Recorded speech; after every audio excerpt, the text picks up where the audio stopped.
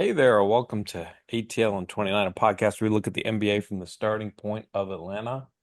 I'm here with Tyler and Glenn, and we had a media day.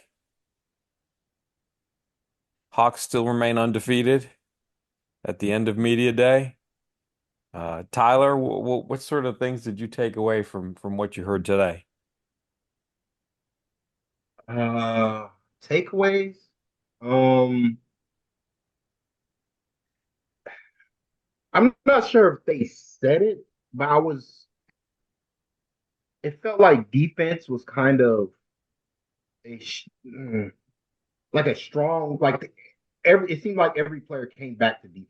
Like just what can I do defensively? How can how can we improve as a defense?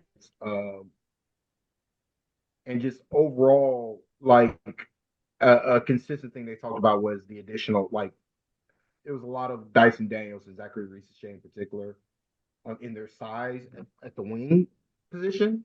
Just something they haven't had the last couple seasons, and so that was like that. I feel like that was probably the biggest takeaway. But it's a lot of it's media day, so it's a lot of platitudes, a lot of guys just saying the right things. Saying they want to be better, want to win games, all that good stuff, and want to play as a team. I thought it was interesting that Landry, uh, when asked that, Cody Zeller, he didn't say he was getting bought out, but they're having conversations. They're having conversations about Zeller potentially being bought out, and also and we learned later today that they were going to stash Nikola Jurisic, but Jurisic ended up signing with this just happened. He ended up signing with the College Park Skyhawks, so he'll be in Atlanta for the foreseeable future. Yeah, that's a good way for the Hawks to keep an eye on him, but also pay him. Um, so that seems like a solution that's amenable. Like if they want to keep track of his rehab and things like that, that's he doesn't have to go looking for a contract in Europe or anything like that. But yeah, the Zeller thing did that surprise you at all? Because Landry Fields didn't come right out and say it, but he said, we're gonna talk to his camp. And noticeably, Zeller was the one person who's on the camp roster who was not there today. No, I always felt he was his inclusion in the trade was purely matching salary base, just to. I think it was more so the Pelicans could stay under the tax was my understanding, but like I I just didn't think Zeller at his, like, truth be told, I just think full stop Dominic Barlow probably just a better basketball player than Cody Zeller is right now. So that's I'm not surprised by this. I expected Zeller to be waived, so it's not a unique situation. You feel the same way, Glenn? Yeah, I mean, surprising, unsurprising, I don't really know. But I mean, for me, having Nance and Zeller just doesn't really make sense positionally. You know, I mean, Zeller's on a guaranteed contract, so it does seem like a buyout is kind of the route that's going to go there. But I got output in bits and pieces today, so I didn't really kind of connect all the dots.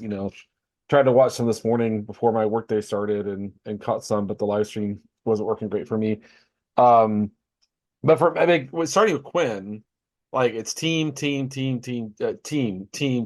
we, us, and I feel like it's just a little bit of a kind of a different kind of narrative from last year in that they really talked about what we have to do collectively, regardless of which five players on the floor we need to do A, B, C, D, E.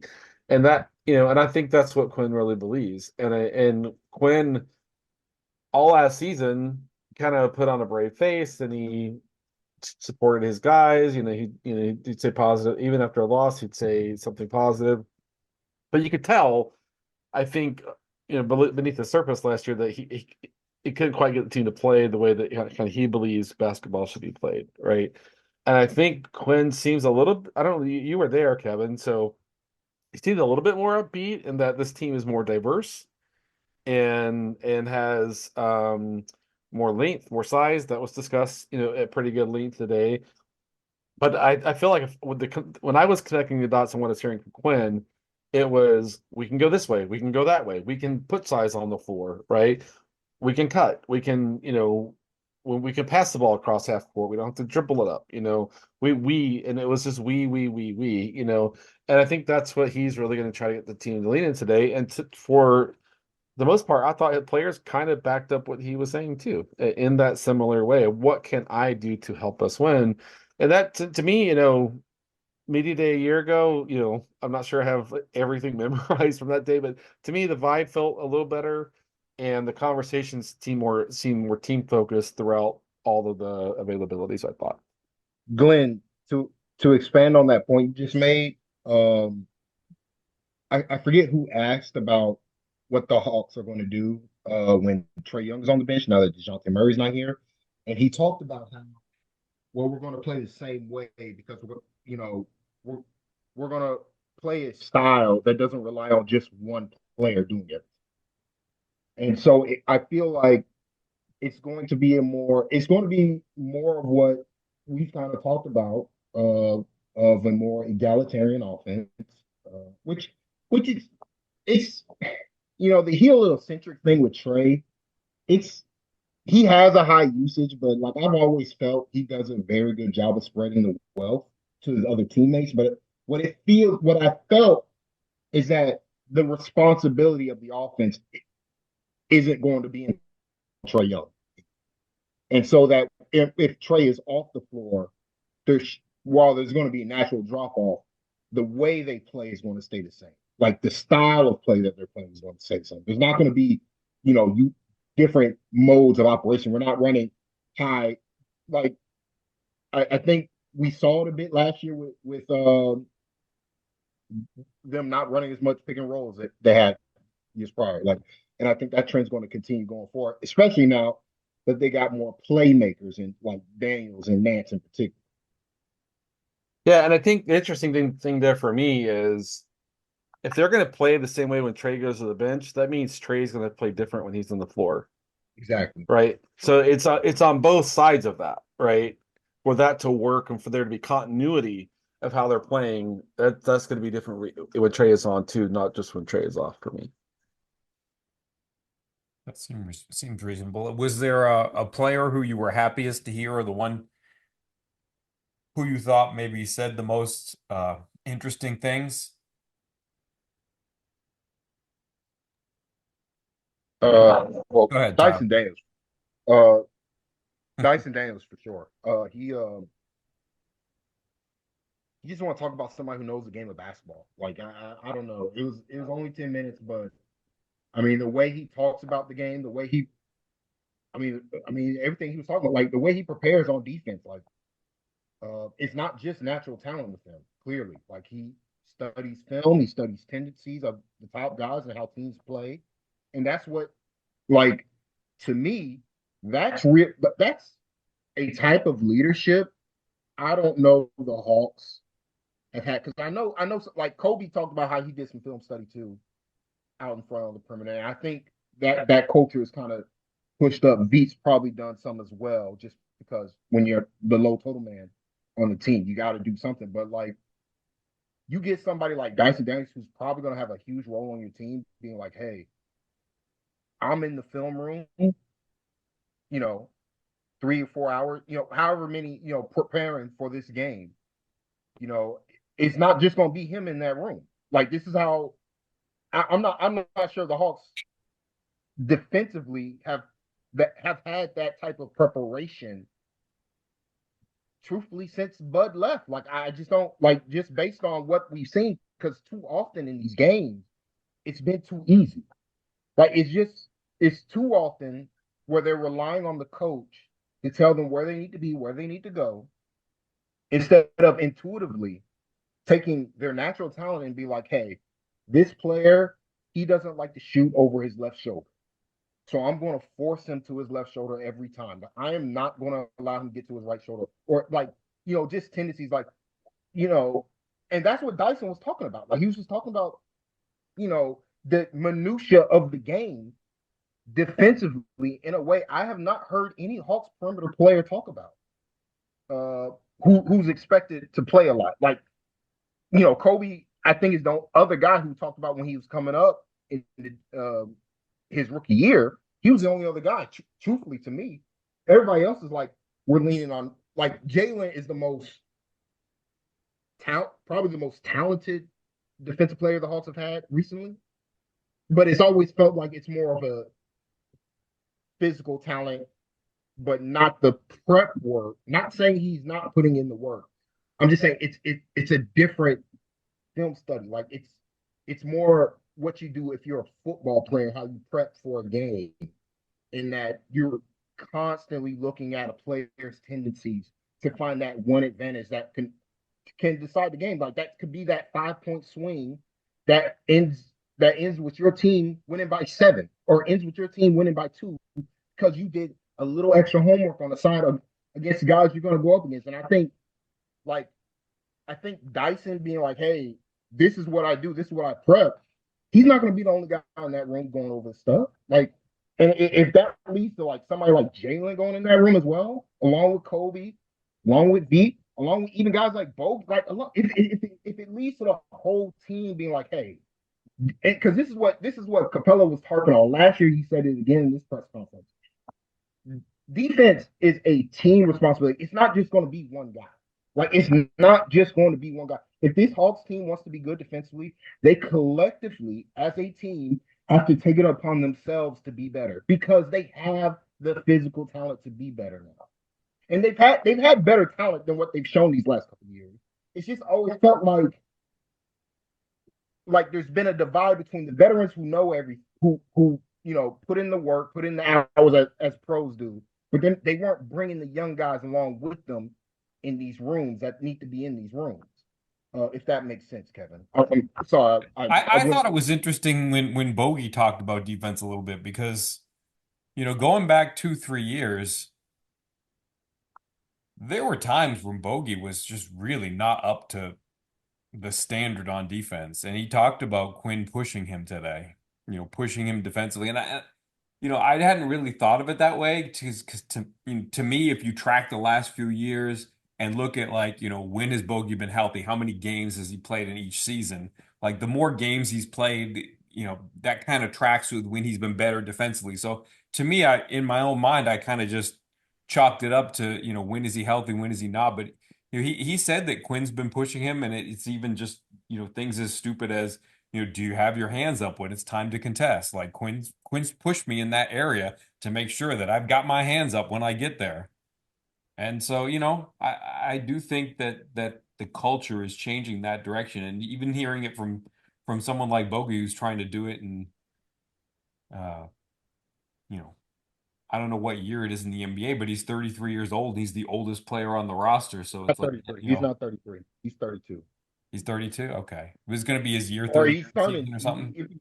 Yeah, He it might might be be. turning 32. We were born in the same year, Kevin. Oh, okay.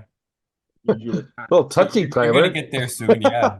not there. You know what I'm saying? But to add to your point about Bogey, I thought he was really good defensively all throughout the Olympics. Like Yeah. full And that stop. too.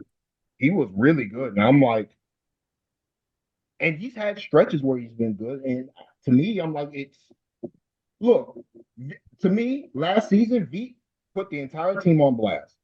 To me, I said this last year. I said it with you guys. I said it with Brad Rowland multiple times on the podcast. When V came in and was an immediate impact defender, just based on his effort and intensity level out in front on the perimeter, from a guy who was not like a super athlete, not a natural, like he's a good athlete, but we're not talking about one of the elite.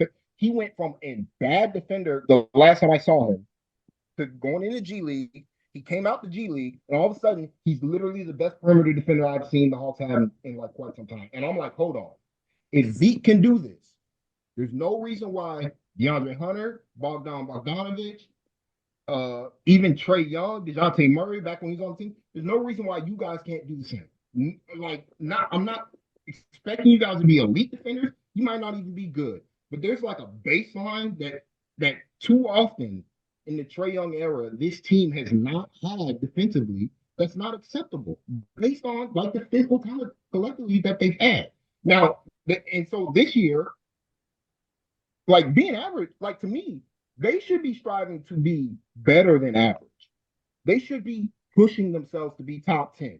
Will they get there? I don't know, but that needs to be the goal. The goal can't be, oh, we're just going to be good enough. Hell no, because that's not how you win in this league. You don't win by just being like, oh, we're just going to be good enough so that our offense gets by. Because you know what? Offense might not get by this year. Full stop. You lost a shot creating DeJounte Murray. Defense might have to be the way to go. You're going to have to win some games defensively in this league. And like, if you're going to play a new style of offense, are they going to be as effective offensively without Trae Young being the alpha and the omega? So like, there's some levels of if we're going to play differently, we gotta expect to be better in different areas to make up maybe for some lacks. Because like still to me, there's not enough shooting on this roster. So there's gonna be real slumps when guys like when decent shooters have shooting slumps. Like it's gonna be a real bad time for this team. So they're going to have to be better than just average defensively. And Yeah, I I think think, oh, good. Scott. Yeah, I just to say quickly, for me, I think when it's been most disappointing is just when they just didn't compete defensively. There were whole games they just didn't compete defensively, and I don't remember how long ago it was now, maybe a couple of years. I said one night I got so tired of watching this, and I said the Hawks are doing that thing where they try to figure out the minimum amount of defense they can play to win this game, and they're not going to play an ounce more. That cannot be the standard anymore, right? And that is more common than like I think some fans kind of realize their team, but that's not instill confidence in your fan base. It does not instill confidence in your teammates. It doesn't instill confidence in like that can't be the standard, you know. And for me, I think Quinn's expectation is Bogey. I don't care if you don't move that great laterally. You can compete, you know, and other guys too. You can we saw you do it at the Olympics. You know, you can be competitive. You can compete, right, with what tools you have. And I feel like that's kind of where it is. I thought it was interesting, like one of the most interesting little talking around the thing when Quinn was talking about Jalen and his defense. He's like Jalen can do so much. And he's almost like he wanted to say could do so, you know, but he said can do so much. And you know, we've talked last year, the three of us talked about how the at times the processing kind of wasn't there. I know they were kind of moving into different roles to become the injuries and stuff. So I understand. You know, I don't want to be too hard on him, but I think the real value of the way this roster is built is they have actual point of attack defenders now. They don't have to force DeAndre Hunter onto a dynamic guard, right? They don't have to do that anymore, right? Jalen doesn't necessarily have to defend on ball unless it's just a matchup where you want that. He did great against power forwards last year. He defended Zion. He defended DeMar DeRozan kind of going up a position and things like that. So for me, I thought Quinn was really kind of I don't know putting down a little bit of kind of like I say, he's kind of talking around, but I think Quinn really does seem to believe that Jalen is really going to move the needle on defense this year if he can kind of really lock in. And Jalen, like in in the metrics, Jalen rated pretty good. Like he was good defensively. But this is what we're talking about. He can be a lot better than just Yeah. good. He can be one of the best defenders in the game. He has all the physical tools to be a true elite defender in this league.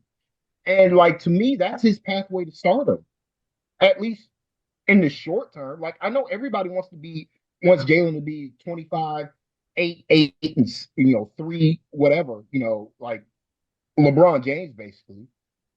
But to me, like to elevate himself in this league and to elevate this team, they need him to try to push to be an all defense caliber player.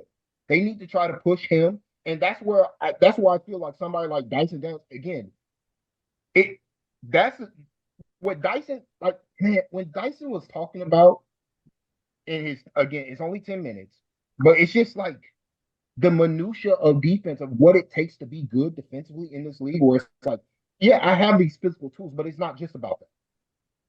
It's the work you do before the game. It's how I'm studying these guys. Like if he can get Jalen to do the same thing, like if he can get Jalen in these rings with him, and they can talk about how they're gonna handle this matchup, how they're gonna handle, the Pacers with Tyrese Halliburton. Just prime example right here. I want to lock in on how Tyrese destroyed the Hawks every game they played each other. And it felt like way too often there were no adjustments made on the front end or the back end defensively. And like it's like they never played Halliburton before in their lives, ever. Where it's like, oh, we're just gonna allow him to throw a hit and pass. No pressure on the ball. No physicality. Uh let him get to his step back. And it's like, or when Luca came in Atlanta and put up 73 on him. Oh, Luca, I don't want to foul Luca. I'm too scared because I don't play with enough discipline defensively to not foul him. And DeAndre Hunter's not here to bail us out. He's hurt. I don't want to foul him. I'm gonna give up the step back and I'll contest late. And Luca's going off now. Now what do I do? And now I'm giving up drive-bys. Like there are you're never going to truly stop the elite players, but you can take away what they do best. You can always take away what you can do best. You can force them to plan B and C. If you play as a team, if you play together and you're in these meetings together, that's what made the 14-15 Atlanta Hawks that won 60 games so great. Is that those guys were together all the time talking about how they can be better as a team defensively. That was they had stories upon stories where they playing Uno together, all that good stuff. Where it's like when this team is doing this, we're switching off here, we're doing this on the back line. Like they played a very complex defense to overcome their lack of physical size in order to be one of the best defensive teams in the NBA. This whole team has way more talent physically, just flat out, like just more physical talent than that Hawks team did. But they don't have the veteran awareness, the ingrained. I've been in the league 8 years, and I know everybody's tendency. Like they don't have that, but they can start that this year. I'm not saying they're going to be an elite defensive team, but I'm saying they can start the habits, which I think they built. Towards the tail end of the season, I thought they were building better habits defensively. Yeah. If they can continue to build on that, they might be, like I said, better than just we're good enough or we're average defensively in the NBA today. All right. We need to talk about Dikembe Mutombo. It was kind of a shocking moment. I don't remember exactly if it was during Quinn or the first couple of players, but it was you could hear the media members as they were kind of stumbling across it, like, oh my gosh, like, and it was kind of a shocking moment this morning and a great loss. And I'm just wondering, how you remember Dikembe. I mean, I'm old enough to remember those Bulls series where he, like, even though Bulls always came out on top, he fought like crazy every minute he was on the floor, right? And because, very much into my Hawks fandom, especially then, watching Scottie Pippen grab his hand so that Dikembe couldn't get across the paint and, help on the other side of the rim stands out to me. And, you never know, like, how much that impacted the outcome of the game. But just his consistent effort and energy and just his um how much he gave himself to his team, like on every single. That's what I remember the most. Is he played so hard all the time. He did his job. He knew what he could do. He knew how he could impact the game, and it was you never questioned his effort being 100%, right? No matter how the game was going. I also remember the series where they came back and they're the first 8 seed. I think it was. I'm trying to remember if he was with Denver when they did that or Seattle. First Denver, time Denver. Okay, I Denver thought beating so. Seattle, I think, Yeah, right? that's right. Yeah, yeah, yeah. That's what I was going to ahead. And so that I recall just the joy he kind of exhibited at the end of that game, holding the ball the way he did. was very memorable too. But I think that those close to him would say it's all the stuff he did off the court that really is what how he made his life matter. And I think in that area, even watching on TV every time, he seemed like he was consistently pretty, at State Farm Arena, that big smile, that great energy, and all that sort of stuff. But all the work he did, to advance healthcare in the Congo, and that's just what a legacy. And I think that's the stuff that really matters the most. Yeah. Um, so Dikembe is interesting. Growing up, I wasn't a fan of the Hawks, but I was a fan of Dikembe Mutombo, if that makes sense. And he like, I enjoyed those Hawks teams when they played. You know, and like just the joy that he played with on the floor, like the finger wag is iconic. Like everybody was doing it. Everybody did it at school or whatever whenever you were blocking somebody or something. So like he was just a like beyond just a great player though, like just one of the great person and a great human being who did every I felt like he did what he could to make the world a better place to live, especially for his home country of the Congo and across the African continent Yep. as well. Like he's just like the news hit me. Like I'm watching trying to watch the press conference, and you just see the tweet, and you're like, man, 58 years old. Tyler, that's right around the Man, corner for me, bro. that's I mean, that's my dad's older than like, that's my around my father's age. I'm like, I Yeah, can't too imagine early, what too his soon. kids, Dikembe's kids and grandkids are thinking about. Yeah, You yeah, know, he had way more life in him. And it just goes to show like, cancer's just tough. You know, yeah, you can't account for that. So the world's gonna miss him. I'm gonna miss him. Um, and I hope the NBA and the city of Atlanta in particular honors him as they should for truly one of the best, greatest, like not just basketball player, because like basketball player, his basketball resume is better than people realize, by the yep, way. But yep. beyond just the basketball player that he was, like just the human that he was, because I mean it's just so hard to like just explain you know the work he put in, because like to me, like he was one of the first, just from my age, one of the first like true humanitarians in the sports world. Not to say there weren't others, but I'm growing up like I knew about all the stuff he was doing while he was playing. And so we didn't have Twitter, we didn't have internet, we didn't have like I didn't have access to all these news sources, but you just knew broadcasters would bring it up.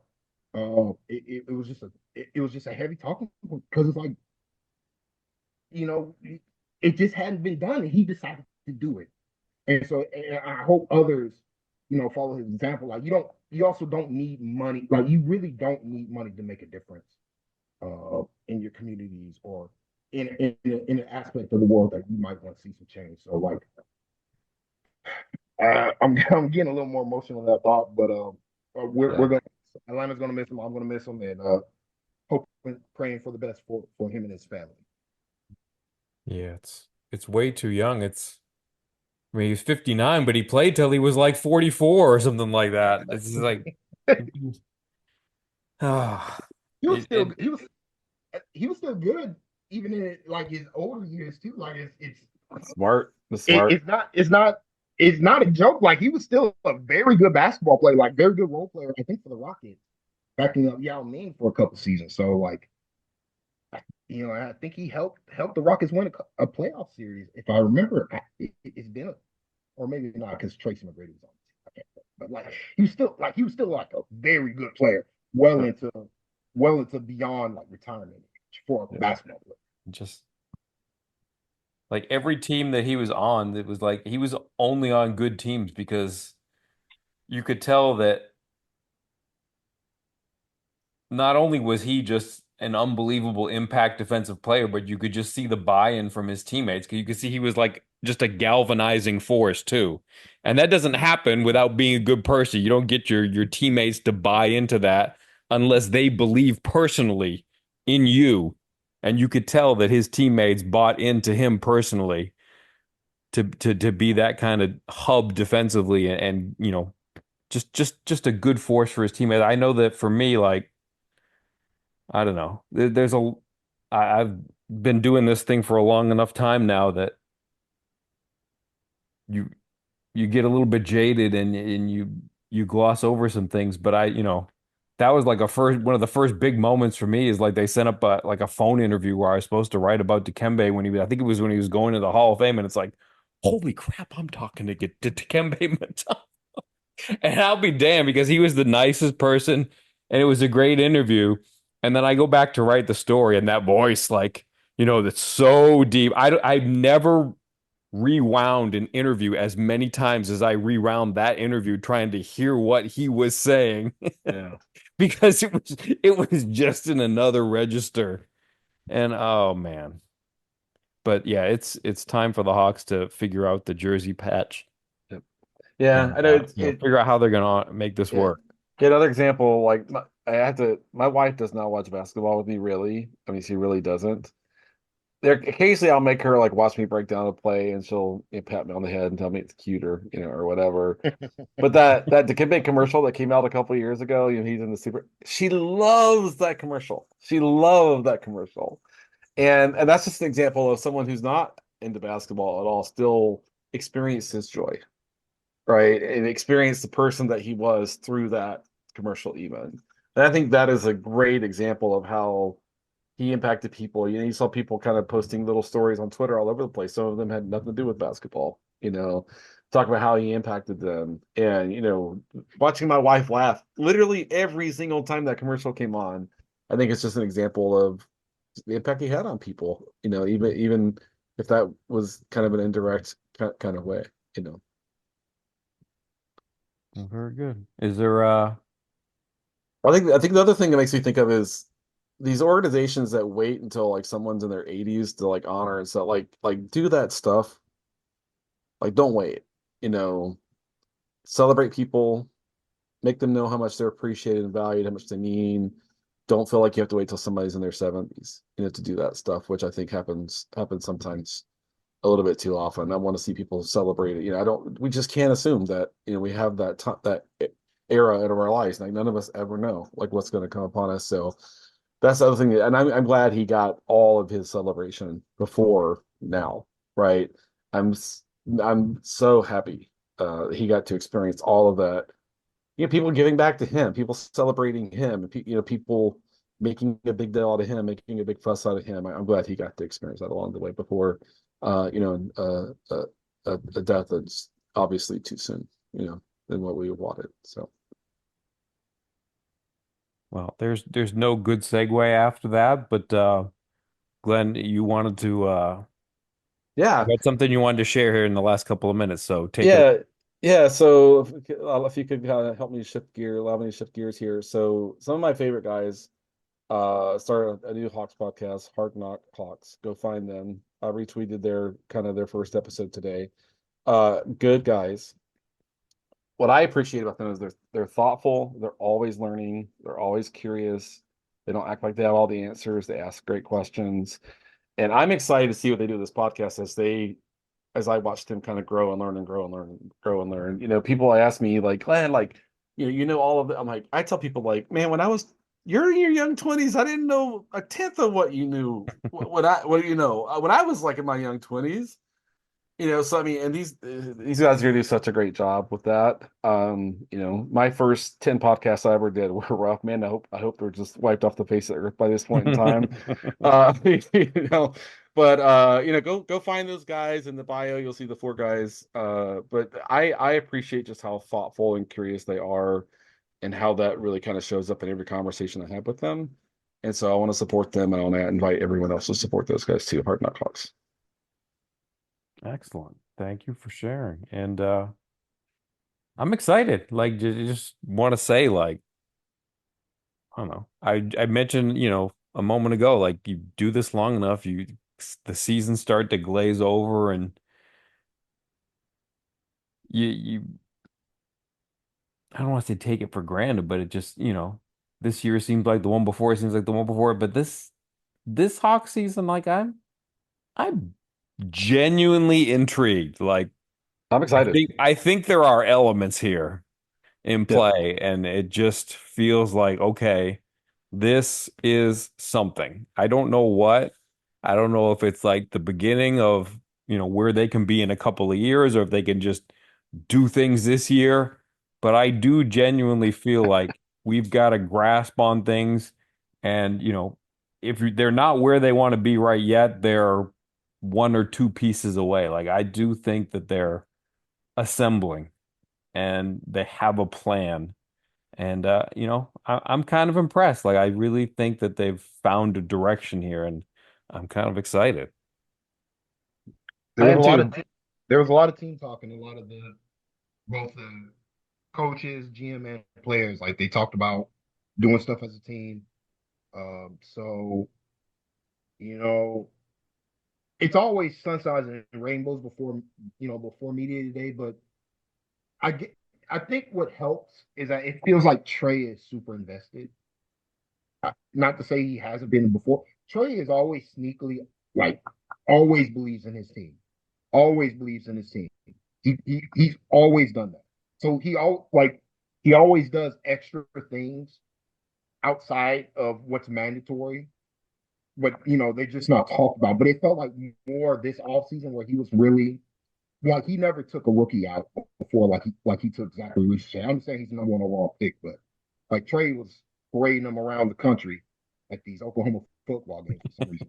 Zachary had no idea what's going on, but like it seemed like they were having a good time, and it just feels like Trey's boosting up Dyson. Like one of the things he talked about with Dyson, he's excited about his defense, and he's like, my job is to help him get better. Like on the offensive end, I'm gonna make his life easier, and I'm like, you know, Trey hasn't talked like this about teammates before. He's talked about in spurts, but like this just goes to back more to his maturation that we saw last year and his continued Yeah. growth as a Yeah, I'm excited. I'm excited. I think it's gonna be a fun year. Yeah, I really do think it's going to be an interesting season. Uh, all right. All Well, right. we gotta, I got to be more responsible and hold myself to the fire, and make these things happen more often now. Like I never get too Yeah. excited about things in September, but yeah, now we're gonna get this back on the regular, and we're gonna be saying good night, Bob, as often as possible. Good night, Bob. good night, Bob.